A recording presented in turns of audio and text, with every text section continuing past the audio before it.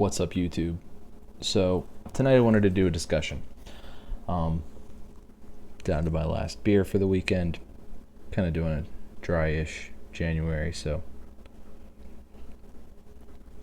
less beer, more water. It helps lose weight sometimes after Christmas, I guess. Anyway, tonight I'm drinking the Lagunitas little something, little something, little something ale. It's not an IPA. It's kind of just an ale, but it's like hoppy and a little bit sweet. It's kind of almost like a double ale.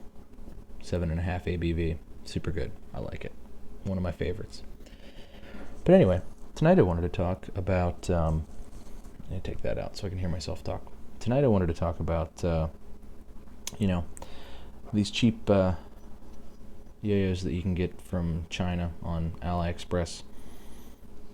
And whether, Magic Yo-Yos and there's a couple other brands on there, but Magic Yo-Yo is probably the biggest one, and also Aldi, they also do the like Blazing Teams yo-yos, and I'm gonna do some Aldi reviews here pretty soon as well. But mostly Magic Yo-Yo, Aldi, the yo-yos you can get on eBay or on AliExpress for $10 to $20. And they're metal, and a lot of them are designed very well, and they seem to stack up pretty well, spec wise, to say the yo-yo factories or the Duncans. Is it worth even buying the yo-yo factories and the Duncans, or for that matter even the one drops and the You're more high-end boutique guys like the G squareds. Clearly I think it's worth it because I buy G squared yo-yos and I attempt to like grab the drops as they come out, and a lot of other guys do too. Now, do I need this yo-yo? This G squared Banshee? Do I need it to play even as shitty as I play? I'm not that shitty. I get better all the time, but do I need it to play even as bad as I play? No. I can play just as poorly on this yo-yo as I play on this yo-yo. And there's really no I don't need to throw on this. But I think when they interviewed Paul Dang about it this one time, he said, well, it's like guitars, and then that was kind of one of the things that really hit me is that it's like guitars. You don't need a $3,000 Les Paul, but don't you want a $3,000 Les Paul? And that's kind of where it is. Like, yeah, you can get by with like the cheapy.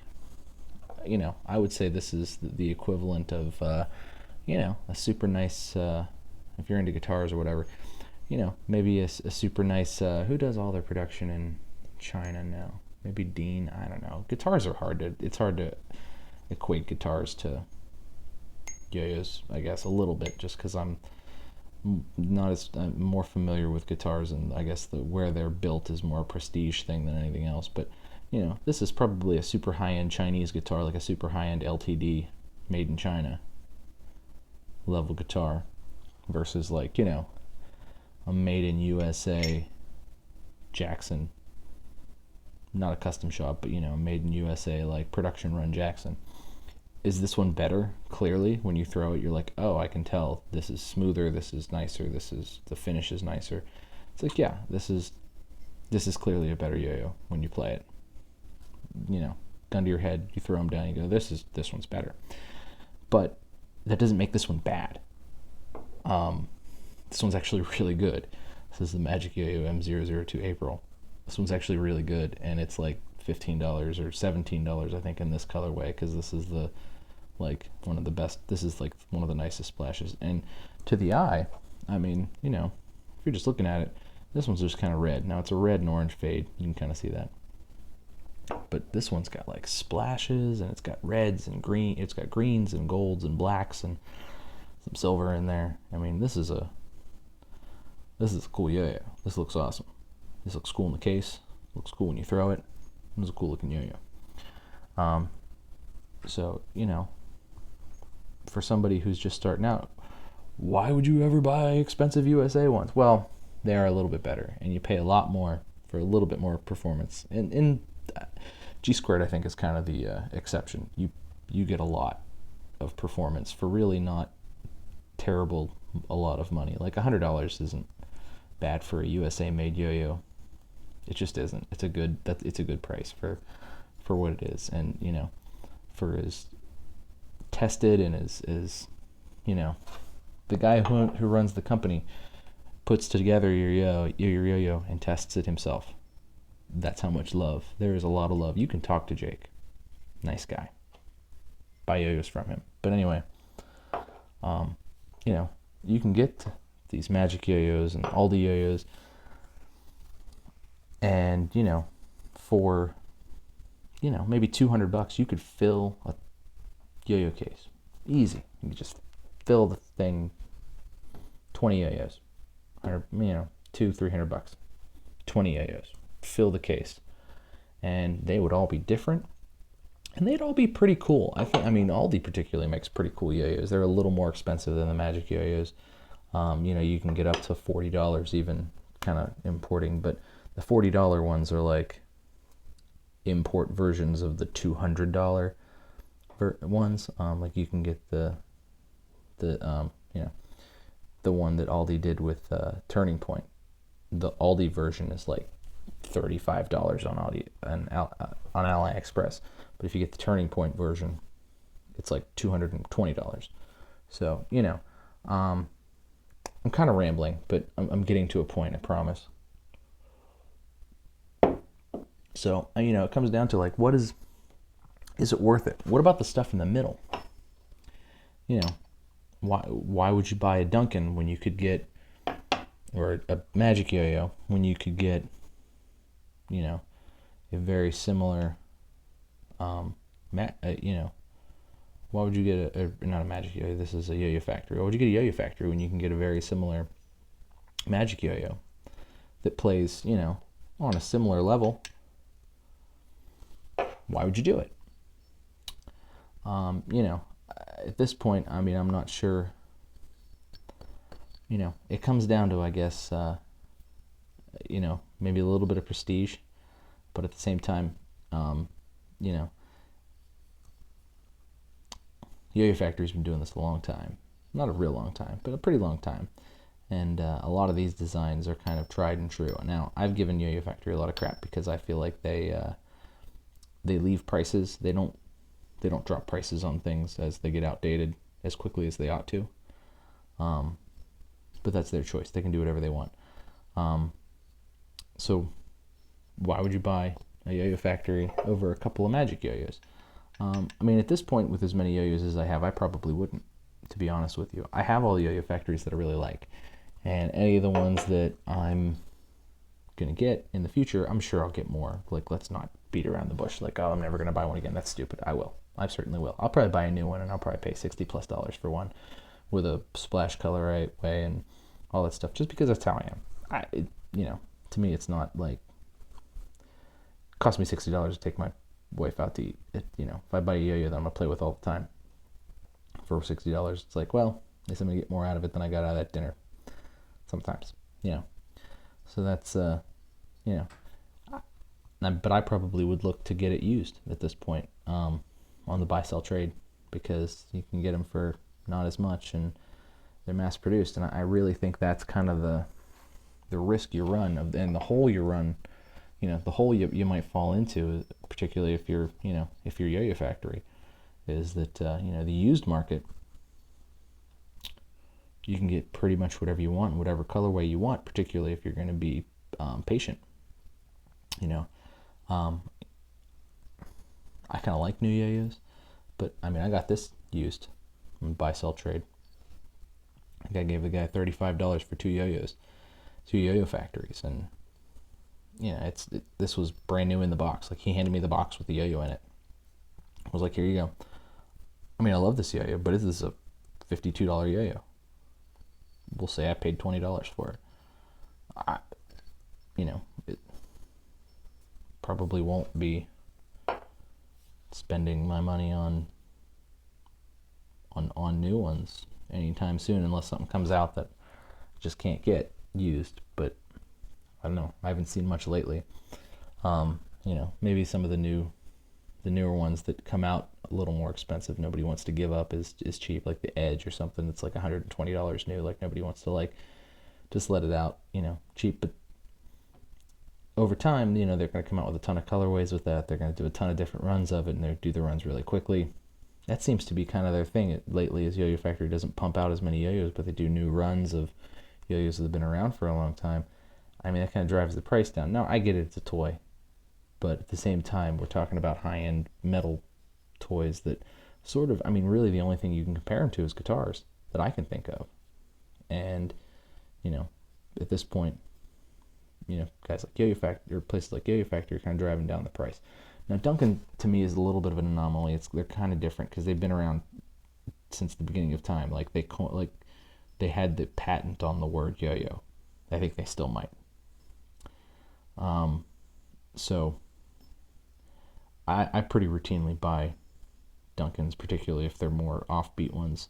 But I also think that Duncan drops their prices really quickly on stuff. Not really quickly, but quickly enough that if I'm gonna pay, like I said, I broke my $25. Now this was a $50 or $60 yo-yo when it first came out, but I broke my $25 Echo 2. I didn't break it, but the axle stripped while I was playing it. I think it was misthreaded even in the factory, and it was stuck. And then as I played it, the threads undid, and what have you. So I broke it, but it was only $25, and it was a metal yo-yo, and it was a world champion yo-yo when it came out in 2011. Was it as updated and as wonderful as, say, the Countach? Although the Countach is an old design. But, was it as updated and as wonderful as say, the Aviator 2? No. Kind of had shiny finish, had those weird ridges that were popular at the time.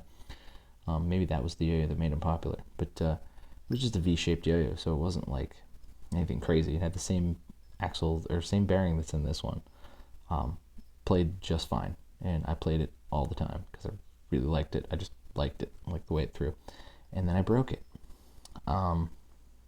So I didn't look for a used one.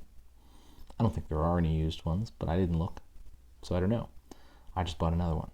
It's not here yet, but it'll be here soon. My wife bought me the Barracuda for my birthday. She bought it new. I haven't seen too terribly many of these used. Actually, that's not true. I've seen plenty of these used. Would I buy? My wife's not going to go on buy-sell trades and look for yo-yos for me, but would I buy a brand new Duncan? I don't know. I might be a fanboy enough to buy a brand new one right as it comes out. We'll see. I haven't done it yet, but I bought a Grasshopper used. It was a little bit beat up, but I only paid like $20 for it, and they're like $50 new. So I think I made out on that deal. So yeah, I don't know. That's kind of where I'm getting at here. Is I think there's a gap, and I think that gap is starting to widen, because what used to be a budget metal is now just an expensive yo-yo that doesn't perform as well as its $45 price tag would entail, particularly when things in the $15 price range can perform as well as it or better. So I think it's a weird time, because I'd said this before, I think on the Magic Yo-Yo video, where it's like Magic Yo-Yo is kind of really setting the pace for okay, this is where you can price yo-yos now, because this is how much it costs to construct them. And when you go to look at high-end stuff is always going to have a market. I'm not going to buy a $100 yo-yo every day or every week or every whatever. But when one comes out that really catches my eye, I'm going to keep an eye out for a colorway that I'm really interested in. I'm going to make sure I get it, But for every one of these I get, I'll probably get 4 of these, or 3 of these, or 5 of these, or something like that, or some plastics too, or whatever. I'm talking about one drop, what much, or where things are constructed. Now, the thing that I'm talking about here is that all of these yo-yos are made in China. Every one of them. They're probably made in the same shops in China. Now, some of them are QC'd better, some of them are tested better. You know, some of them have let's just look at these two. Like, you know, this is a pretty rounded, simple shape. You know, didn't take too much skill or precision to do this. It was, but it's a nice yo-yo. It plays really well. Now, there's more dips and grooves and things in this aviator, so, you know, it costs more to machine this because it's a more difficult thing to machine, I think. But they're all machined in China. They're all machined in China with the same costs and the same labors and the same everything. Now, you know, you can get into the nitty-gritty of, well, this kind of finish costs more, or that costs more, and yeah, it does. I get it. But does that mean that, you know, for a yo-yo made in the same shop with, you know, similar specs and performance-wise, that the price should triple? I mean, I'm no manufacturing expert, but it seems like a little bit much for me. Now, this is made in America. It's designed in America. It's done 100% in America. You can get it for $85. Now, that's, you know, this is $50 and it's made in China. This is $85 and it's made in America, designed in America. Now, this was designed in America, and I think Duncan has a pretty good QC, from what I can tell. Most of the ones I've got have been pretty solid.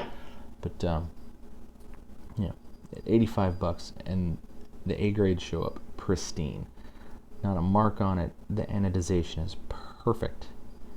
They're smooth as lasers. I mean, they're just super smooth. And just amazing, excellent yo-yos out of the One Drop factory. It's like buying, you know, if we can turn it back to guitars, it's like buying a Fender Strat. Just a stock, you know, maybe the step-up Strat that you can get, the American Strat. Now, you're going to pay a little more just because you got it in America? Yeah. But is it going to be a little bit more? It is. And I can tell you that this, big steps ahead of this.